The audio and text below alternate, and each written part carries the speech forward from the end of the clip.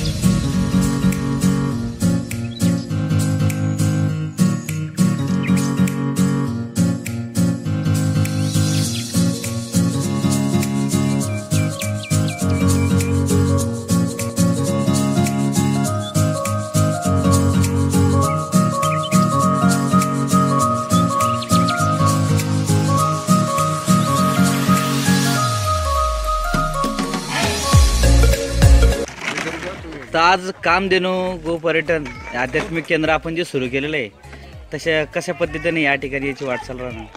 आपण जे पौराणिक पद्धतीमध्ये किंवा पुराणामध्ये जे गाईचं महत्त्व, गाईमागचं विज्ञान जे होतं ते नवीन पिढीला कळावं, नवीन पिढीला गाईचं विज्ञान समजायला पाहिजे, वैज्ञानिक दृष्टिकोनातून गाय कशी सांभाळावी, गाईचं संगोपन कसं करायचं, या गोष्टी नवीन पिढीला कळावं म्हणून हा एक प्रयत्न आहे. याच्यामध्ये आपण भारतीय वंशाच्या जेवढ्या पण गायी आहेत इंडिजिनियस ब्रीडच्या, बॉस इंडिकसच्या, त्या सगळ्या इथं दाखवायला ठेवणार आहे. त्यानंतर बाकी ज्या विद्यार्थी दशेतील जे मुलं आहेत त्यांना विषमुक्त शेती काय, विषमुक्त अन्न काय, विषमुक्त सगळ्या गोष्टी कशा आहेत हे कळलं पाहिजे. कारण आजकाल जंक फूड, केमिकल हे जे खात आहेत, तर ते न खाता गाईच्या सान्निध्यात राहून किती त्याची पॉझिटिव्ह एनर्जी वाढते, त्याचं मेडिटेशन कसं वाढतं, त्याला शारीरिक मानसिक सुख समाधान कसं मिळतं. गोमय वसे लक्ष्मी, गोमूत्रे धन्वंतरी, गोक्षीरे अमृतस्य जे आपण ऐकतो पुराणात, त्याचा आध्यात्मिक आणि वैज्ञानिक दृष्टिकोन काय हा सगळा नवीन पिढीला कळावं, त्याच्यासाठी हा छोटासा प्रयत्न आहे. अजून या ठिकाणी जे गोपर्यटन आपण जे चालू केलेलं आहे त्या माध्यमातून समजा विद्यार्थ्यांना आपण काय काय आपण नुसतंच गोपर्यटन नाही तर काय होतं की जे आजकालचे जे इंग्लिश मिडियमचे किंवा बाकी शाळांचे मुलं आहेत या पुस्तकांच्या आणि स्ट्रेसच्या बाहेर नाही जाऊ शकत. यांच्यासाठी कुठेतरी नैसर्गिक वातावरणामध्ये त्यांना फिरता आलं पाहिजे, त्यांना सकस आणि विषमुक्त अन्न खाता आलं पाहिजे आणि अशा प्रकारे त्यांना कुठंतरी मोकळं खेळता आलं पाहिजे, मातीशी निगडीत राहिले पाहिजे. त्यांची नाळ जी मातीशी जोडलेली ती परत मातीशी टिकून राहिली पाहिजे. त्याच्यामुळे त्यांना दिवसभर शेतात येऊन, शेतात राहून, गाईच्या सान्निध्यात राहून, निसर्गाच्या सान्निध्यात त्यांना राहता आलं पाहिजे.